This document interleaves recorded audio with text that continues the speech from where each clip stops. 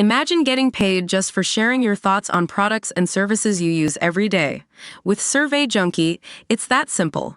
Click on the link in the video description to discover how you can start earning today by taking surveys. Freed Israeli hostage Noa Argamani was held in a child's bedroom in Gaza during her 8 months in captivity.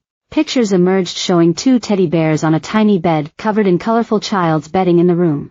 It is in a Hamas-held building in the Nuseirat refugee camp. Terrified Noa, 26, was snatched from a music festival by the terrorists on October 7 last year.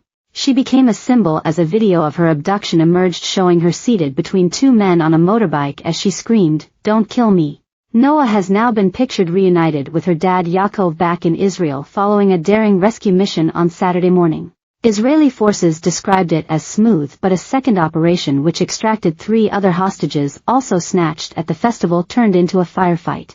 At least 274 Palestinians were reportedly killed during the rescue mission as special forces, backed by airstrikes, blitzed the Nuseirat camp.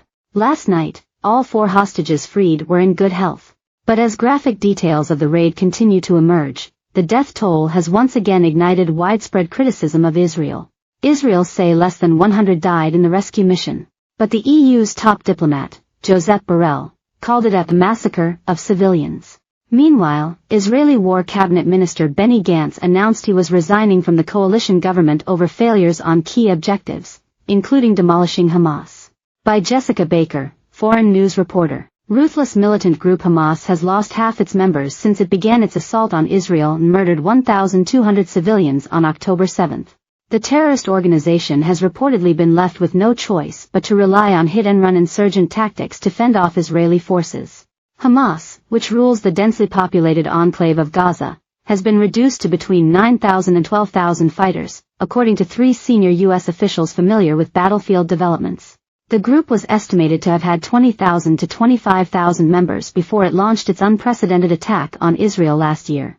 Members of the terror group are now largely relying on ambushes and improvised bombs to hit Israeli targets instead of engaging in sustained battles with Israeli forces. The shift in tactics comes as Israel's military closes in on Rafah, a city in the south of Gaza near the border of Egypt where Israel says Hamas militants have been hiding. Terrorists are believed by Israel to be trying to conceal themselves among civilians, seeking shelter in places such as schools.